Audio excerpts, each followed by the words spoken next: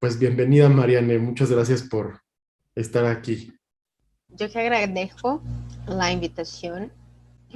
Es siempre un gran honor y mucho Mm, gusto estar entre amigos, porque sí. ahora estamos prácticamente de esta forma.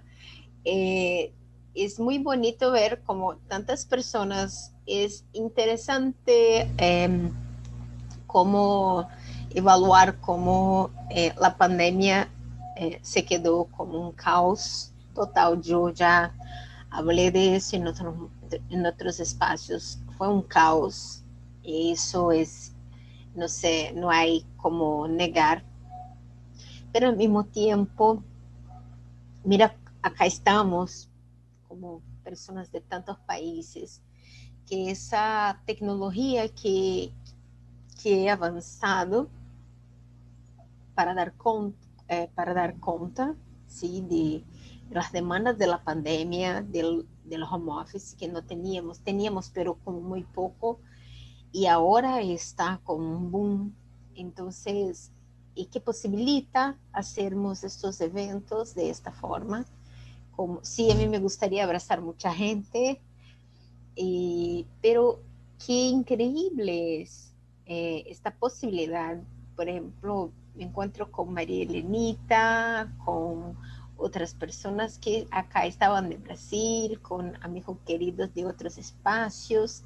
Entonces, qué alegría es poder estar con vos en esto, a pesar de todo caos que ha implantado há casi 3 años, pero que interesante también los movimientos que hacemos para intentar sobrevivir y crear, ¿sí? A partir de lo caos. Y bueno, hoy vamos a hablar de salud colectiva, entonces vamos a hablar muchísimo de caos y vamos a hablar un poquito de estas invenciones y de estas posibilidades de creación. Tal vez eh, mi propuesta acá es más que podemos hacer un poquito más una especie de conversatorio. ¿Qué les parecen a ustedes? ¿Qué les parecen a todos? Pues me parece genial, sí. Entonces, mi idea, yo no preparé, yo no hice ningún nada de PowerPoint y nada de eso, porque a mí me gustaría empezar y hablar un poco a partir de cuestionamientos, ¿sí? Hablar de salud colectiva y musicoterapia a partir de cuestiones, ¿sí? Entonces, se son no cuestiones para darmos un fin, pero para darmos un inicio a una discusión, a un debate o algo. Yo no sé.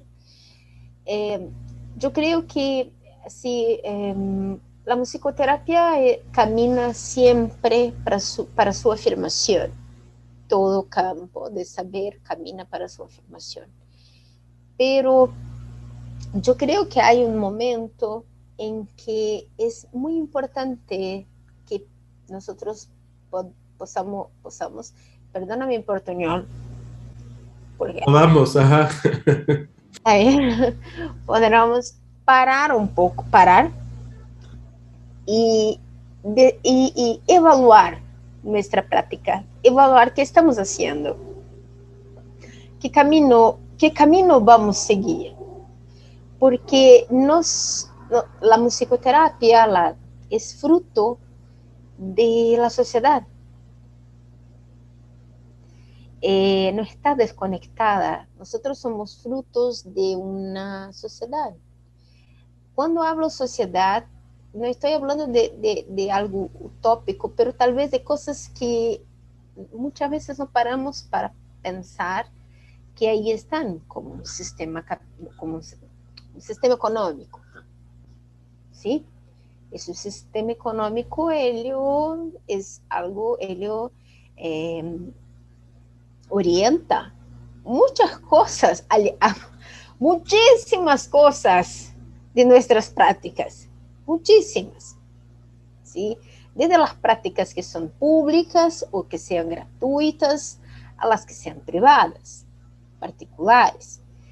Entonces, que estos sistemas, y pensando un poco de los sistemas de Bronfenbrenner, a mí me gusta, me queda interesante, a pesar de que no sé si los conoce, pero él piensa desde los microsistemas hasta los macrosistemas. Entonces, tenemos nuestra casa, tenemos nuestros vecinos, tenemos nuestra ciudad, nuestro estado, nuestra provincia. ¿Cómo ustedes llaman en México?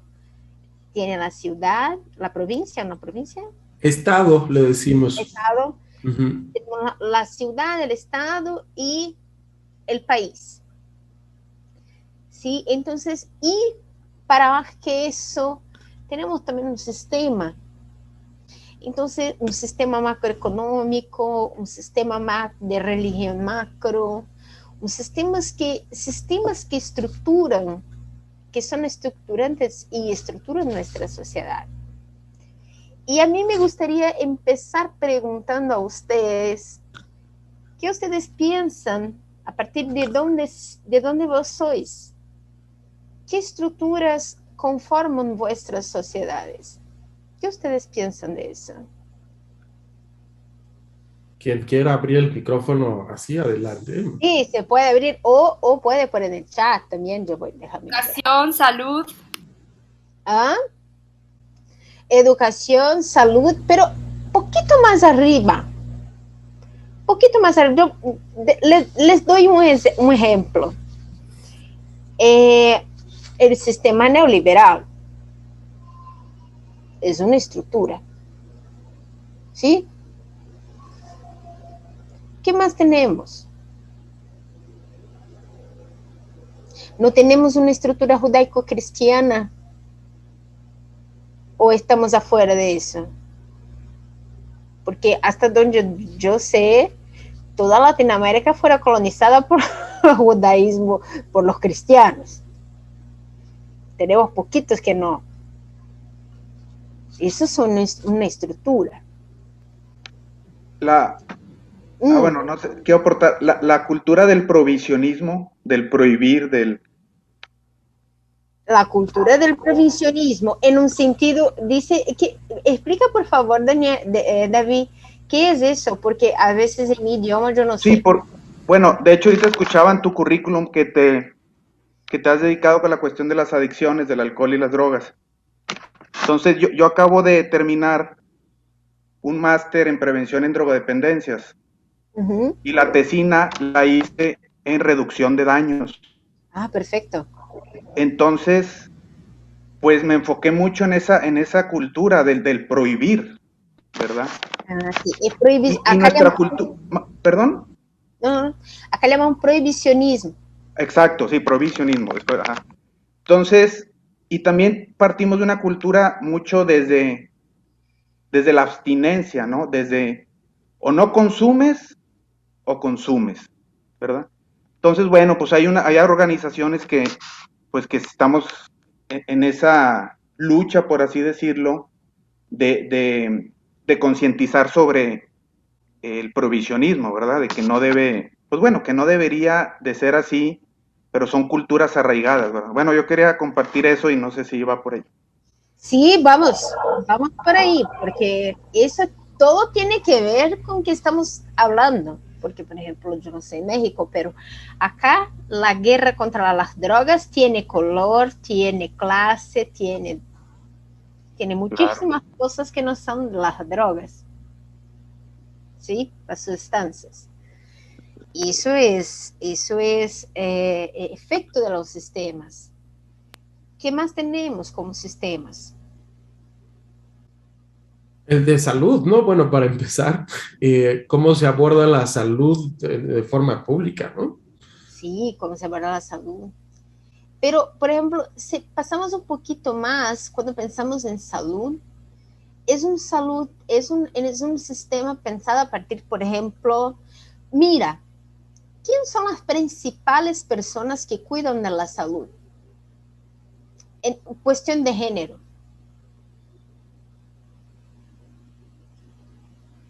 Las mujeres. Yo no sé ustedes, pero acá en Brasil nosotros tenemos campañas para ayudar a los hombres a lavar sus, ¿cómo se llama en español? Penis. Tenemos que ayudarlos a lavar, a enseñarlos. Hola, yo iba a comentar de una organización en México que es el zapatismo, los zapatistas, y a mí me impresionó desde hace ya una década su concepto de salud. Se dice, salud es vivir con dignidad. ¡Sas! O sea, ahí, bueno, a mí me la mató, yo ya no pude hacer más nada. O sea, yo voy a tomar nota. en términos de decir, híjole, compromete al ser humano, ¿no? O sea, algo ocurrió que no vivo con dignidad, por eso me enfermo, ¿no? O sea, y el vivir y la dignidad es colectiva. O sea, que compromete a otro nivel, o sea, ¿no? Y cada vez que me enfermo de algo, digo, ¿qué hice que atentó contra mi dignidad, contra lo que yo soy, lo que yo siento, ¿no? Y mi cuerpo está ahí intentando procesar eso, ¿no? Pero sí, la salud comunal y la salud es vivir con dignidad, ¿no? Y fue en un encuentro desde que se gestó en 1997, imagínense, que se rastrea esa frase y todo está organizado y en el centro está la salud, o sea, educación, trabajo colectivo, formas de gobierno, pero el centro para esa organización es la salud. Porque es un efecto de la dignidad. Sí, ¿Sí? sí. Entonces, cuando hablamos, vuelvo a mi pregunta, ¿cuál es, en cuestión de género, quién hace más los cuidados de la salud? Desde las personas que van más al médico, a los cuidados, no solamente médico, acá estamos utilizando esta palabra, pero a los profesionales de la salud y las personas que hacen los cuidados de la salud. ¿Quiénes son? Cuestión de género. Son las mujeres. Las mujeres. Pero pregunto, ¿quién está adelante de las gestiones nacionales? Los hombres. Los hombres. Ya va. Perdón. Ellos deciden, o sea, los hombres deciden cómo las mujeres debemos hacer nuestro trabajo para cuidar. Exactamente. Exactamente. Entonces, estamos hablando de campos macro, de sistemas, ¿sí? Eso es fruto de un sistema patriarcal, ¿cierto? Sistemas patriarcales que definen, entonces, hombres brancos con privilegio que van a decidir de la salud de la población. Toda ella. De las mujeres trans, de las mujeres negras, de los niños, de ellos mismos, pero las campañas tienen que ayudarlos a lavar cosas básicas. ¿Sí? Entonces, son sistemas al cual estamos como vinculados, por ejemplo, el efecto del sistema judaico-cristiano tiene todo que ver con esto que David hablaba, del prohibicionismo. Todo que ver. Nosotros estamos en siglo XXI y nosotros continuamos considerando la utilización de las drogas, de sustancias psicotrópicas, psicoactivas, como una cuestión moral. Entonces, por eso son prohibidas. No más nada. Aborto legal. ¿Aborto se dice aborto? También son atravesadas por cuestiones, son discusiones que no son atravesadas por cuestiones técnicas, no son atravesadas por cuestiones técnicas, pero morales y religiosas. Entonces tenemos una gran estructura, porque también tenemos en nuestros parlamentos personas y corporaciones que tienen interés. Pero Mariani, ¿qué tiene eso que ver con la musicoterapia? ¿Por qué hablas así? Yo a mí no me gustaría pensar en estas cosas. Me vivo bien. Yo trabajo en mi institución, gano mi dinero, mis usuarios están muy bien, muchas gracias, yo estoy tranquila. Me gustaría continuar durmiendo bien, sin ninguna utilización de psicotrópico. Bueno, lo siento, pero yo creo que en este momento estamos en un momento de que necesitamos empezar a problematizar un poquito más nuestra práctica. La musicoterapia es buena, es increíble, pero la musicoterapia también hizo parte de un contexto sociohistórico importante, ¿sí? No está apartada. Una cosa que Steve habla y que una cosa que yo traigo para mí también. Nosotros vivimos la musicoterapia, el musicoterapeuta y la musicoterapia se conforma desde adentro de una sociedad con sus estructuras. No estamos afuera, no estamos apartados, no es eso, lo interés no es eso, ¿sí? Pero ahora en siglo XXI, tal vez sea el momento, ya entendemos que la musicoterapia hace bien, ya entendemos nuestra potencia, pero no hay más tiempo para no quedarnos en un extremo conforto de solamente venir a encuentros maravillosos como eso y hablar lo cuanto la musicoterapia hace bien. Tenemos que empezar una problematización de nuestra práctica. Entonces, a mí me gustaría, y por eso pienso y decidí hablar de salud colectiva, porque la salud colectiva, solo un instante que voy a buscar acá.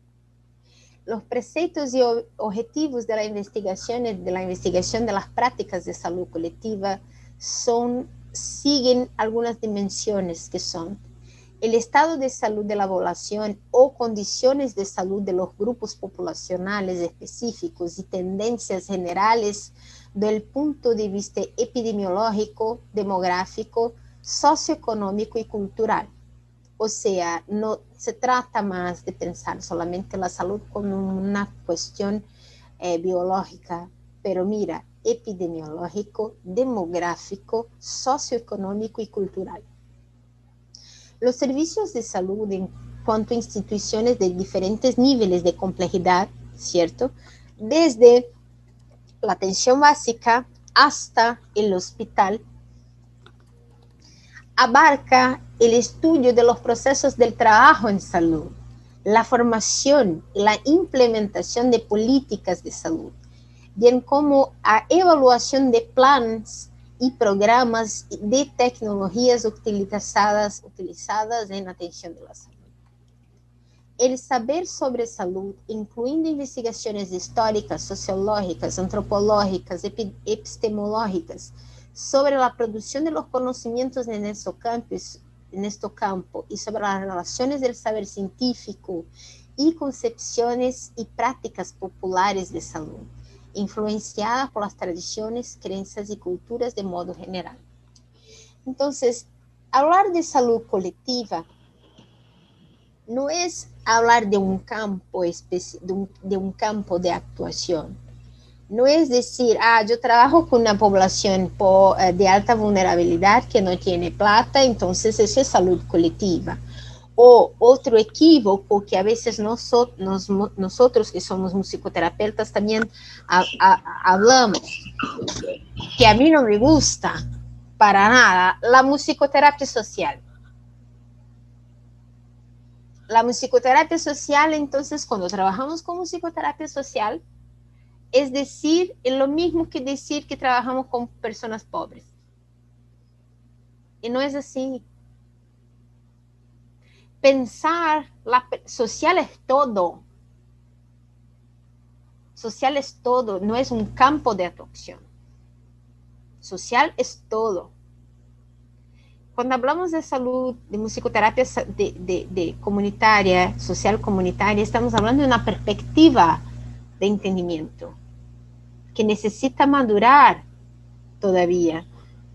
Necesita madurar. Necesitamos hacer investigaciones, más investigaciones. Acá en Brasil ya tenemos investigaciones importantes. Mi investigación de doctorado también sigue en este sentido, porque es importante madurar, pero por ese diálogo con la salud colectiva es fundamental, fundamental, porque la salud colectiva ya está caminando, ya está madurando, no está totalmente madura, pero ya está madurando en un sentido de pensar sus prácticas, de la práctica de salud, a partir de una perspectiva mucho más grande, que no solamente el hipertenso dejar de comer, el diabético dejar de comer 12. No es solamente eso, es pensar que la miseria, el acceso, estoy hablando de Brasil, el acceso a alimentación pobre de nutrientes y rica de carbohidratos y azúcares es más barata. Entonces sí, eso puede generar un efecto de una población de diabéticos. La pobreza genera efectos de salud en nuestros cuerpos. Entonces, yo estoy solamente sacando un pedazo, un pequeño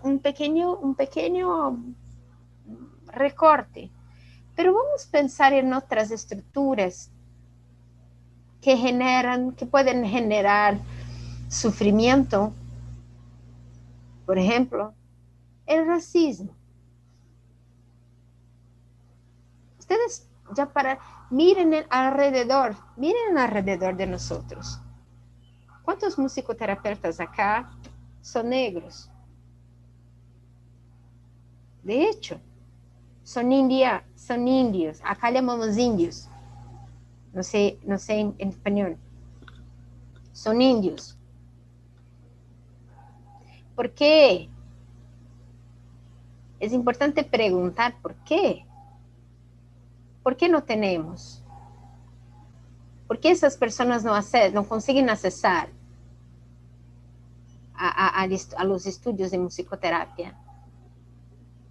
Eso es un recorte poblacional que tenemos que pensar. Porque vamos a pensar, ¿quién puede accesar y estudiar música para conseguir cumplir sus etapas de estudio y musicoterapia? ¿Quién puede, de hecho, estudiar a lo largo del día con poca plata, pero mira, sin pasar hambre, sin necesitar hacer tanto esfuerzo así, y que se puede estudiar la musicoterapia como durante el día? Porque ahora que ya estamos pensando en cursos nocturnos, pero acá en Brasil ahora creo que tenemos uno o dos cursos nocturnos. Se entienden cómo estas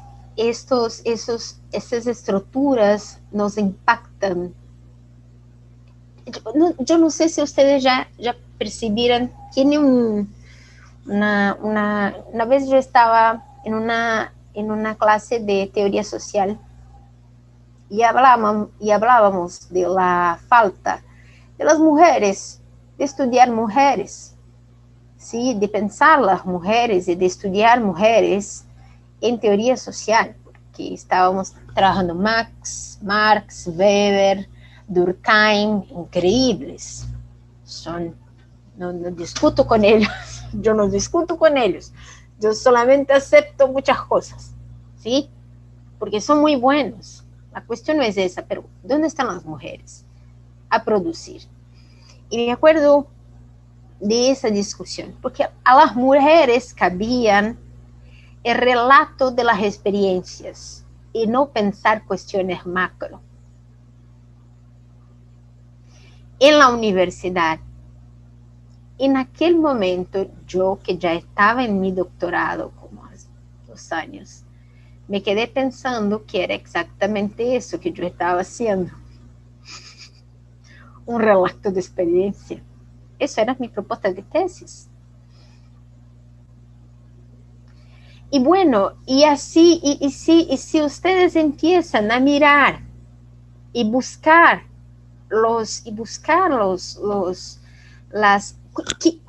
cuáles son los títulos de las investigaciones de las mujeres y de Latinoamérica también, y ahora adentrando un poquito más para Latinoamérica, son básicamente de relatos de experiencias que son increíbles. Mira, son increíbles. Yo no estoy haciendo crítica de ninguna forma. Necesitamos de relatos de experiencias, pero ¿por qué es tan difícil para nosotros crear teorías, crear propuestas, lanzar propuestas para el mundo? Y les pregunto, de los métodos, approaches que son aprobados por la World Federation, ¿quiénes mujeres? ¿Cuáles son las mujeres? ¿Cuáles son los hombres?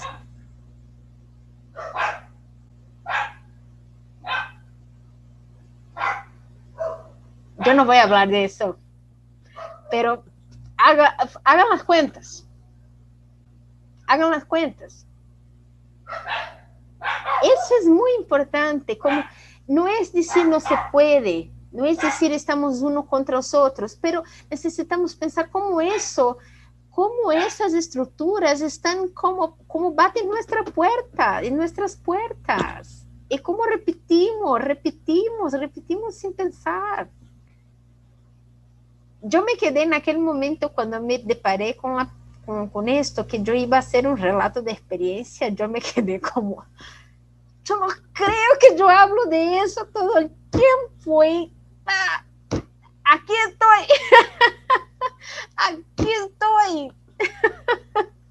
Porque eso son estructuras que están muy arraigadas, están muy adentro de nosotros. Y eso tiene un impacto muy directo. Las cuestiones de género, las cuestiones de raza y color, las cuestiones de los saberes ancestrales. ¿Quién de nosotros, desde adentro de la musicoterapia? Vamos a pegar la musicoterapia latinoamericana porque tenemos una población ancestral muy viva acá en Latinoamérica, con los indígenas, ¿sí? ¿Cuántos de nosotros empezamos, de hecho, a hacer investigaciones y creaciones de... Vamos a pensar, yo estoy acá para pensar con ustedes, porque, miren, la práctica del cuidado de la música con la salud ya es milenar. Como Moreno hizo una investigación longitudinal y él dijo que hay música y la presencia de la música en los procesos curativos de la gran mayoría de las culturas actuales y ancestrales. Eso ya es una investigación, si no estoy equivocada, él de California, ¿no? Si no estoy, Joseph Moreno. Está bueno. Bueno, entonces, ya tenemos la musicoterapia como práctica ella ya existe mucho antes de la psicoanálisis. Mucho antes de la psicoanálisis. Por ejemplo, mucho antes camina junto con el cuidado con la salud. Porque el cuidado con la salud, que era destinado a los místicos en la sociedad, estaba junto con la música. Pero la musicoterapia, como la conocemos hoy, es de la década de 40. Hasta la década de 40 era distinta. La práctica era distinta. No era musicoterapia como ahora, pero como práctica ya existía. ¿En qué momento nosotros paramos y pensamos, vamos a investigar eso? ¿Qué estas sociedades ancestrales hacían? ¿Cómo hacían? ¿Qué poder, cómo tenían? ¿Cómo era? ¿Por qué hacían eso? Porque mira, si es ancestral, es porque tal vez estaba buena la cosa. La cosa estaba cierta. Alguna cosa estaba cierta. Pero en algún momento nosotros decidimos que ella no bastaba. Una cultura milenar no bastaba. La propia cultura que nos colocaba en evidencia con las prácticas de la música en los cuidados de salud de cura, no bastan para nosotros. Yo no estoy a decir por nada, por favor, nuevamente, no estoy a decir no hicimos de forma equivocada, no es eso. Nosotros hicimos que era para ser en aquel momento sociohistórico. Era así, y así hicimos, y qué bueno y fantástico.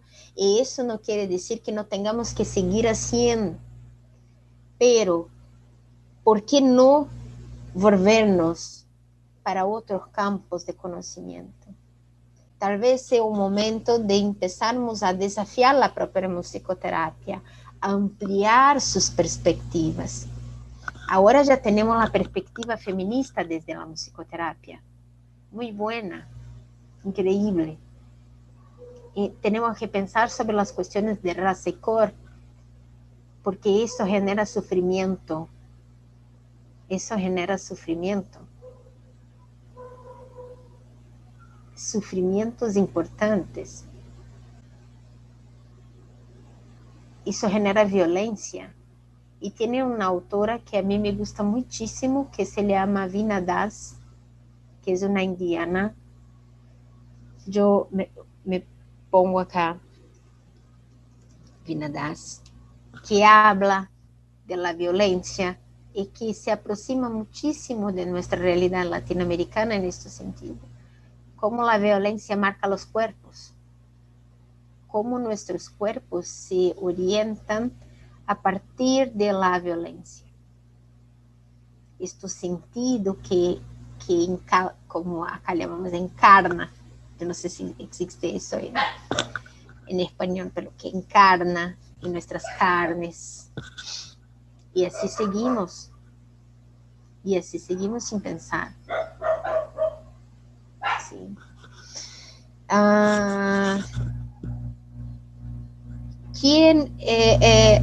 Otra cosa que me pregunto mucho, que yo creo que es un momento importante de empezar a preguntar, ¿qué es música? ¿De dónde viene nuestro conocimiento de música? Yo puedo hablar de lo mío, de Europa. Esa es la historia de la música que yo aprendí. La historia de la música europea. Viene de África. ¿Ah? De África. Inclusive llegó a Europa por parte de África, ¿no? Según sí, pero no, tenemos tantas. Si paramos para pensar, Asia, África, tantos continentes que ya estaban como muchas cosas antes, incluso las Américas. Nosotros tenemos una historia musical. Nadie educó las personas que acá estaban musicalmente, ellos ya hacían. pero no se tiene registros o muy pocos registros de la historia de las Américas, de la música de las Américas. Pero es una problematización que aprendemos en nuestros cursos de musicoterapia, que es música. Nosotros aprendemos a partir de la música europea. La historia de la música es a partir de la música europea. Eso, yo estoy hablando porque eso todo que tiene que ver con la música, con salud colectiva. Eso es salud colectiva. ¿Cómo podemos pensar salud colectiva en Latinoamérica si continuamos estudiando música e entendiendo música a partir de las estructuras eurocéntricas? Es claro, yo creo que fue Virginia, no estoy cierta, que habló que hay un movimiento de masificación, ¿sí? Masificación de la música, que viene principalmente de Estados Unidos, ¿sí? Que no podemos negarla. No es esta la cuestión, no es esa, el negar. Pero entender que cuando empezamos, de hecho, mira, cuando yo estoy acá en Río, en un centro de atención psicosocial, trabajando con niños que no hablan, que no hablan, no es la palabra, no verbalizan, no tienen la verbalización, eso es la palabra, ellos hablan, pero no tienen la verbalización. Ellos empiezan, era impresionante, como 3, 4 años de edad, sacaban una basura, ponía de abajo, empezaban a tocar.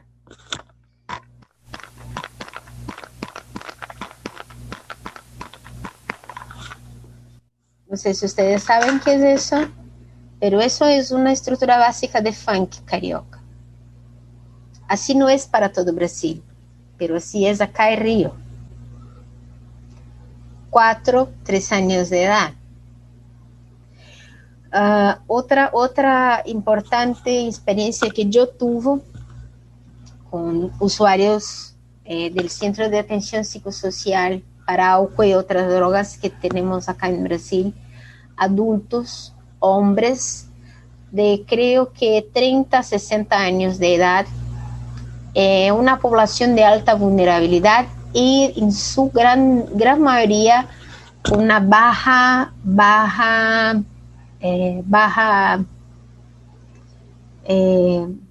quiero tener mucho dinero. ¿Cómo se llama eso en español? Como baja renda. Acá llamamos baja renda. Esas personas no fueran a Perú, esas personas no fueran a Chile, esas personas no fueran a... ¿sí? Pero me impresiona un día que yo llego al grupo y ellos estaban, como ya hacía unos 3, 4 encuentros, en un movimiento de autorregulación a partir de una estructura melódica peruana, andina, no sé si peruana, pero andina. Y aquellas personas, la identidad la identidad de la sonoridad de aquel grupo era samba, de varios tipos, samba, pagode, varios tipos de samba, pero nunca les habían tocado ningún tipo de música andina, ningún tipo, como yo ni siquiera sabía que ellos tenían en cuenta eso. E empiezan a tocar no solamente con los instrumentos armónicos, pero también con los instrumentos percusivos. ¿Sí? Entonces, ¿de dónde viene este saber? Y no llega en un momento aleatorio, llega en un momento en que el grupo necesitaba organizarse colectivamente. y necesitaba agruparse, organizarse desde adentro, así como para adentro. Y les buscan en los ritmos andinos. Pero continuamos estudiando la música europea.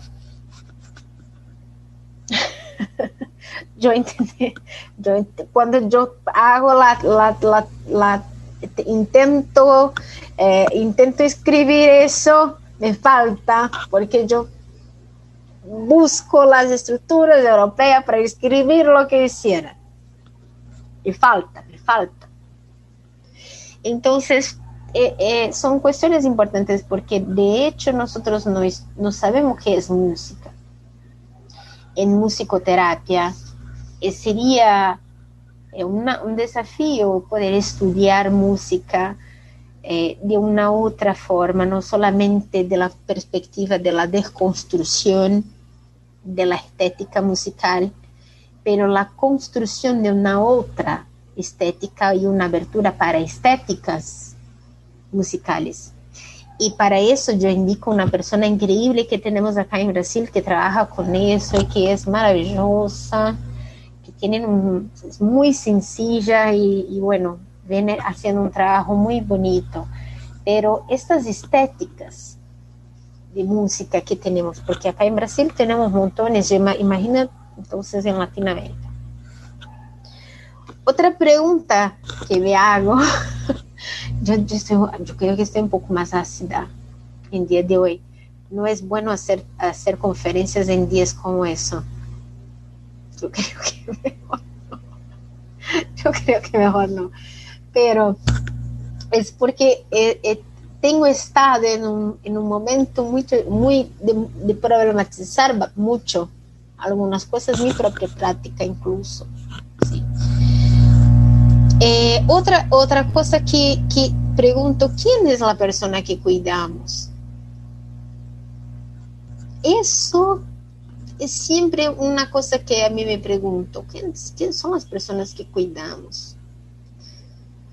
¿Son de hecho personas o son patologías? Porque a veces yo tengo la impresión que son patologías. Yo tengo casi cierto que yo estoy trabajando con la depresión, la ansiedad, la crisis de pánico, la tentativa de suicidio, la parálisis, la deficiencia. Yo tengo casi por cierto que a veces estamos trabajando con eso, ¿sí? Con la patología, y no con la Mariane, o con el David, o con a Joana, o con a Nilva, o con Adriana, porque tenemos una tendencia que no es solamente de la musicoterapia, importante decir, no es solamente de la musicoterapia, incluso de la salud pública, porque la salud pública, la salud colectiva solamente empieza a problematizar quién es la persona y a partir de 80, 90, más arriba. Es muy temprano, temprano. De ahora, como semana pasada, comenzaron a hacer semana pasada. Sí. Entonces no es una exclusividad de los otros. Pero a veces las personas me llaman para hablar, puede hablar de la depresión, cómo la musicoterapia ayuda en la depresión. Y yo siempre hablo, mira, yo creo que la musicoterapia puede ayudar el Juan. Juan, tú puedes ser ayudado por la musicoterapia. No, que puede ayudar la Mariane, María. Yo creo que la musicoterapia puede ayudar la Eugenia, la Nora.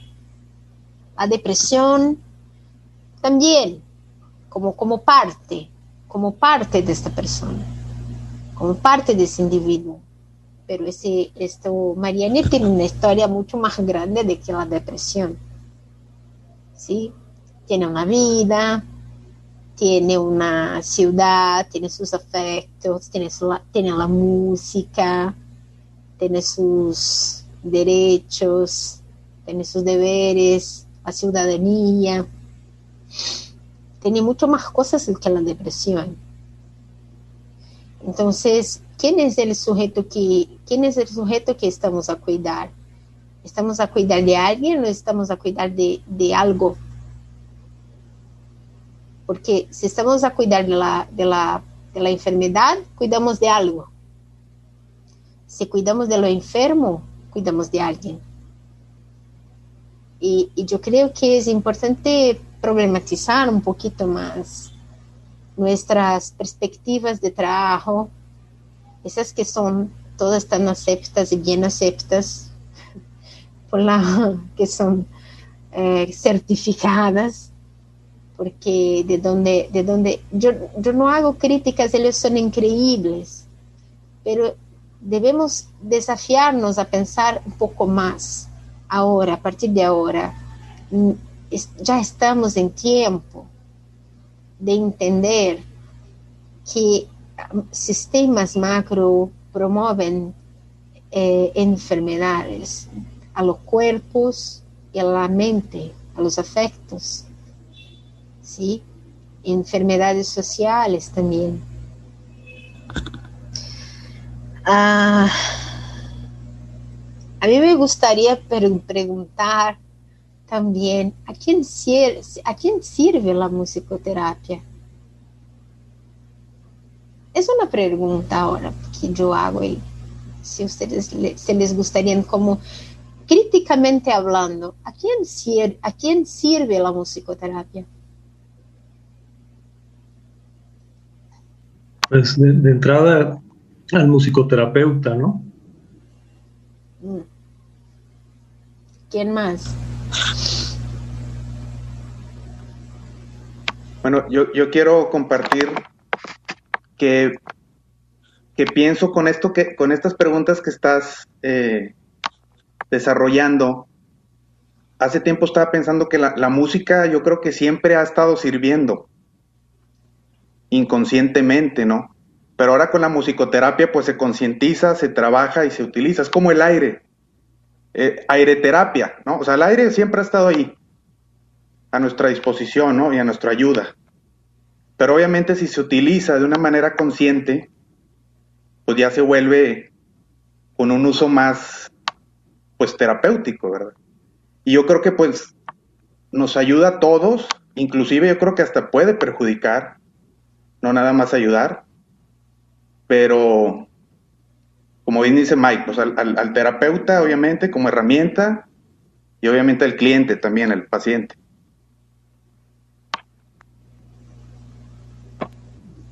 Mariane, a mí me gustaría decir que depende de cómo se haga, ¿no?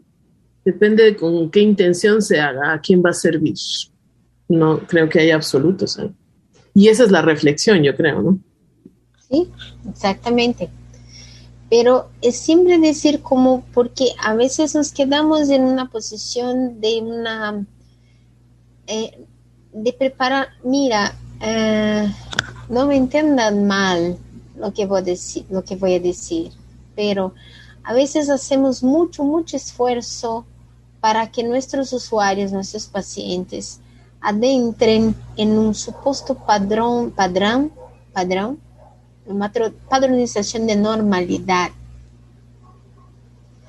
Y parece que peleamos para que ellos acepte este padrón de normalidad. Como si la posibilidad de otra cosa, de otra posibilidad de existencia o de hacer de forma distinta no fuera posible. Estamos siempre intentando, muchas veces, mira, eso no es una crítica como no hacemos eso, como somos malos. No, hacemos eso porque somos gente. Solamente. Porque solo somos gente. Y no es para morir y nacer nuevamente, es para poder solamente pensar como que necesidad es esa de siempre intentar colocar el otro a un padrón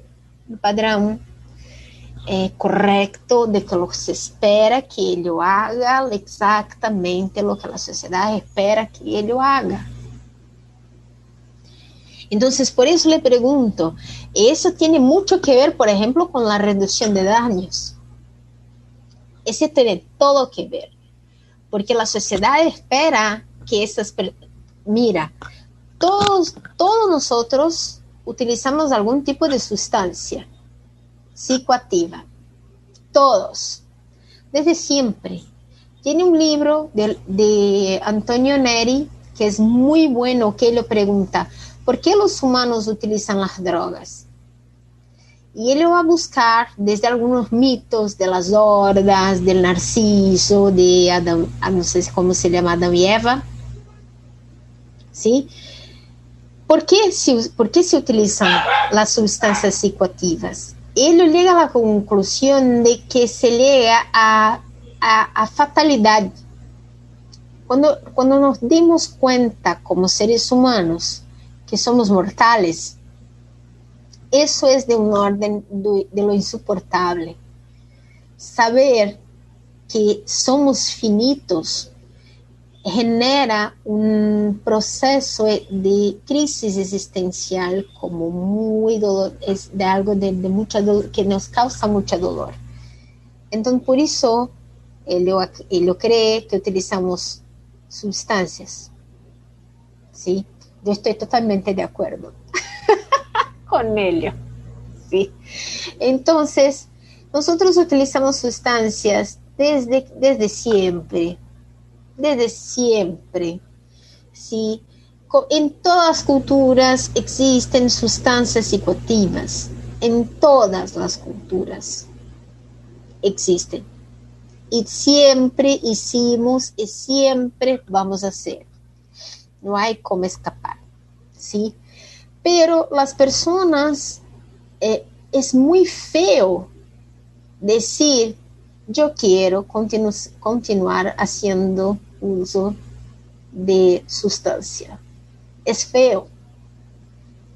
Eso no se puede decir así como en alto, porque es feo. Es moral. La moral dice que nosotros tenemos que ser bonitos, magros, brancos, estar adentro de un padrón y no utilizar, tenemos una familia heteronormativa, ¿sí? Y estar adentro de un padrón que solamente se puede utilizar sustancias de forma escondida. Si hablas de eso, entonces es un problema. Entonces, por eso pregunto como, ¿para quién sirve la musicoterapia? Porque muchas veces las personas incluso que trabajan con drogas, a mí ya me pasó, estaba haciendo un trabajo de reducción de daños con un usuario en la calle, y aquí en Brasil es prohibido la utilización de marihuana, pero para aquel usuario la marihuana era la mejor cosa que podría pasar con lo histórico que tenía. Entonces salimos para hacer alguna cosa y él empieza a fumar. Inmediatamente yo me quedo, no, pero ¿cómo está haciendo eso aquí a mi lado? Y se llega a alguien y por Dios van a pensar que yo estaba a promover esta situación, como eso como en segundos se pasa en mi cabeza. Una profesional de la salud que aposta, que hace sus apuestas en la reducción de daños. Esto es lo que yo apuesto en mi clínica también. Pero fue lo primero que pasa en mi cabeza. Por Dios, ¿qué van a pensar? ¿Qué pueden pensar de mí? Acá junto con esa persona.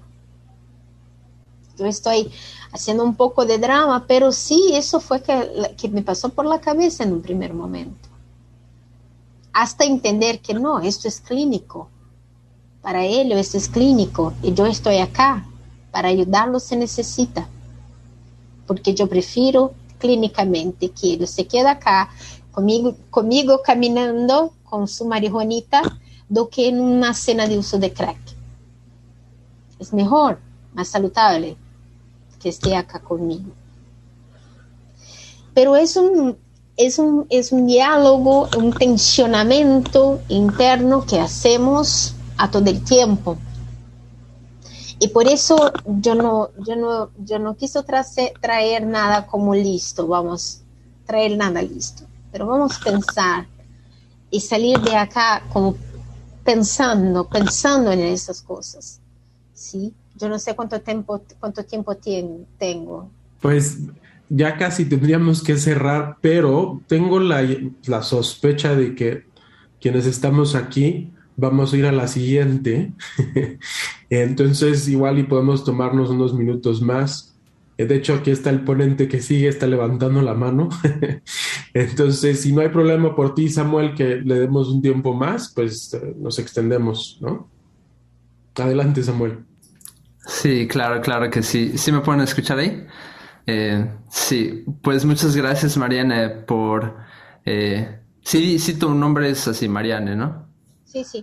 Sí, muchas gracias por una gran ponencia y por ponernos a pensar. Creo que me está ayudando también mucho a incorporar un poco de estas ideas a la plática que presentaré a continuación. Porque también pues voy a estar hablando un poco más acerca de la historia de la musicoterapia en diferentes países y cómo ha sido mi experiencia. Y lo que yo te quería preguntar es, pues sé que Brasil tiene una gran historia de la musicoterapia, sé que tienen pues grado, posgrado, tienen muchísimos musicoterapeutas, investigación. Y también sé que, bueno, tienen un gran legado musical que ha tenido, pues, influencias tanto europeas como indígenas. Digo, es increíble lo que Brasil ha aportado al mundo. Entonces me pregunto, en Brasil, ¿cómo toman estas ideas que estás presentando? ¿Cómo definen a un musicoterapeuta en Brasil? O sea, ¿cómo están tomando, por ejemplo, estas influencias indígenas, estas influencias, estos temas que estás presentando hoy? Más puntualmente, ¿cómo ves la conversación que se está teniendo allá? Acá en Brasil hay un movimiento un poco que está empezando de la musicoterapia social comunitaria, más como una perspectiva do que un campo, ¿sí? Entonces, a partir de la musicoterapia social comunitaria, empezamos también las prácticas con algunos sectores distintos, ¿sí? Y que antes no teníamos tanto. Por ejemplo, las personas de la socioeducación, que son ¿cómo se dice? Presidios, las detenciones.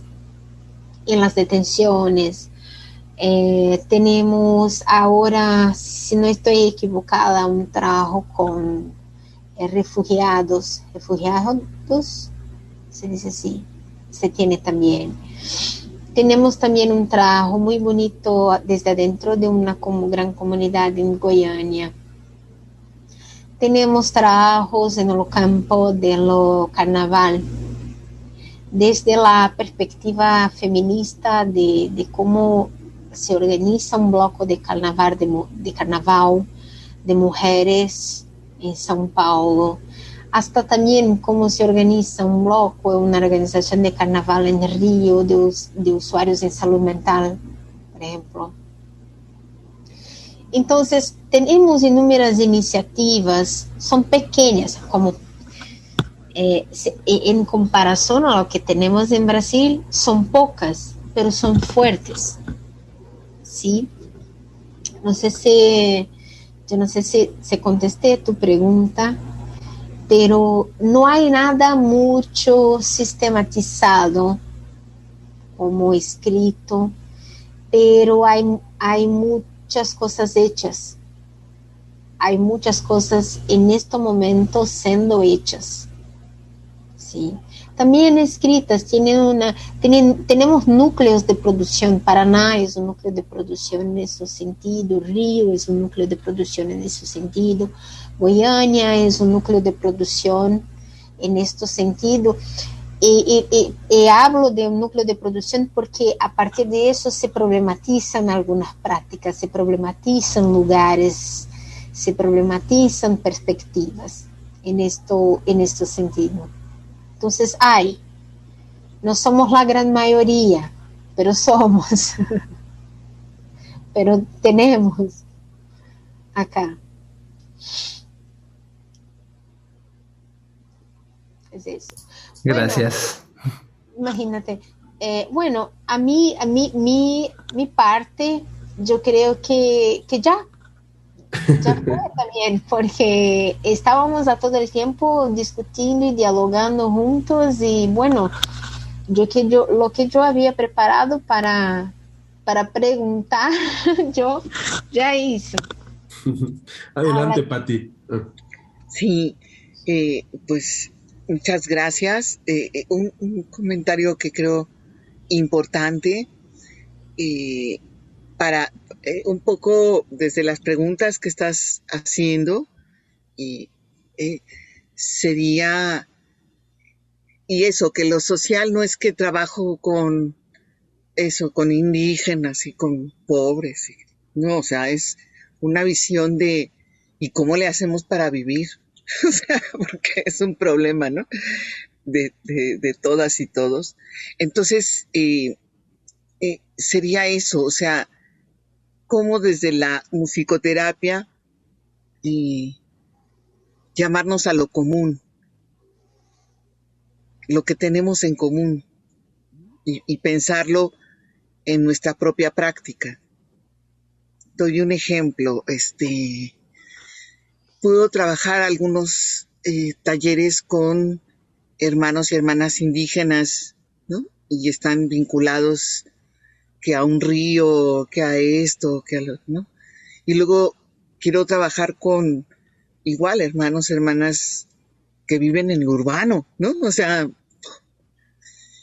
y lo que me tengo que colocar como meta es que todos compartimos el sonido, ¿no? Y entonces desde eso que también se platicó en la mañana, estamos situados y situadas, pero al mismo tiempo eso nos humaniza, ¿no? Entonces, desde esos núcleos que son comunes, tenerlos como puntos importantes en la musicoterapia, ¿no? O sea, desde ahí, y cómo le hacemos con ese sonido y ese silencio, o que no existe el silencio, por ejemplo, ¿no? O sea, entonces, ¿por qué estamos condenados al sonido, ¿no? Y cómo podemos producir otros sonidos también, o escuchar, ¿no? Seas urbano, seas indígena, seas indígenas en condiciones urbanas también, ¿no? Que encuentro que a los jóvenes indígenas en contextos urbanos les gusta la música metálica, ¿no? O sea, de repente, bueno, o si oyen música, pero como cumbia andina, ¿no? O sea, ¿no? Y tiene que ver con ciertas resonancias de su propia historia. Entonces, Sí, desde ahí, ir tejiendo, ¿no? Encontrándonos en eso que nos hace y que podemos compartir y transformar. exactamente. Es interesante porque yo he venido de una comunidad indígena y bueno, las personas me preguntan, pero utilizan ropas y me queda como, pero ¿qué esperaba? Como, que esperaba. Y es como si la población no pudiera, mi cuestión no es que nosotros podamos, uno pueda accesar, uno no puede accesar ese contenido, principalmente lo sonoro, pero mi crítica es cuando solamente tenemos una perspectiva. Y en cuanto estamos nosotros abiertos a conocer otras estéticas y hacer otros diálogos, ¿sí? Y yo creo que eso sería como, y es interesante porque ahora eso he cambiado un poco, bastante acá en Brasil, pero como durante mi grado, eso era llamado folclore. Folclore, eso así como para estudiar la cultura popular de la música, en lo grado se llamaba folclore. Ahora llamamos cultura popular o etnomusicología, pero no más folclore. Pero a mí me sonaba muy fuerte eso, como la cultura popular para nosotros continúa. En aquel momento nosotros mirábamos a la cultura popular desde la mirada de eurocentral, porque llamar folclore es una mirada eurocentral. Y esa es mi problematización, como nosotros no somos europeos, ¿sí? Dialogamos con ellos, pero nosotros tenemos nuestra identidad, pero a veces no la conocemos también. A mí me gustaría conocer más la mía, de hecho. Y mira, yo tomé nota, y a mí me gustaría como cerrar yo tomé nota porque yo creo que tú has definido exactamente esta ponencia, ¿sí? Que tiene de salud colectiva, de la musicoterapia y salud colectiva. Salud es vivir con dignidad. Te agradezco y agradezco a los zapatistas también, a Marcos, por eso, porque a mí me gustó mucho, es algo que tengo certeza, para mí, por cierto, yo voy a llevar para mí, como salud es vivir con dignidad. No hay otra traducción mejor do que sea este diálogo de la musicoterapia con salud colectiva.